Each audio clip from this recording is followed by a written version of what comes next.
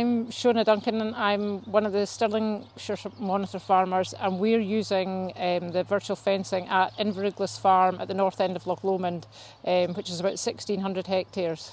We train the cattle down here because we calve them here, so we actually trained them in the field in front of the house up here.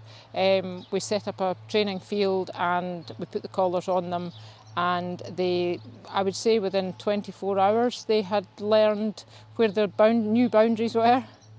From the project we have found that it's been great to be able to see where the cattle are on the hill. They're now all up at Inveruglis in a hill park, so they are still contained within inside a real fence, but we've been able to graze it in stages and have them on the bottom half or the middle half or the upper half.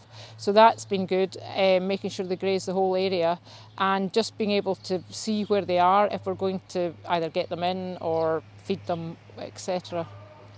The only challenge we've had is probably the one that we thought might be an issue, was connectivity, and it would appear at Inveruglis there are one or two black spots, and we're hoping that with different masts being available to us that we might be able to sort that issue out. But we still can use the GPS facility, so we can still see where they are.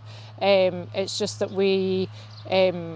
shifting fences and things like that is affected by the connectivity.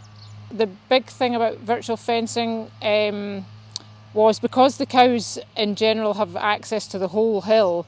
We have had years where scanning percentages haven't been great with the cows, and sometimes you'll go up there and find that they're in 2 or 3 sort of little herds and only one group's with the bull.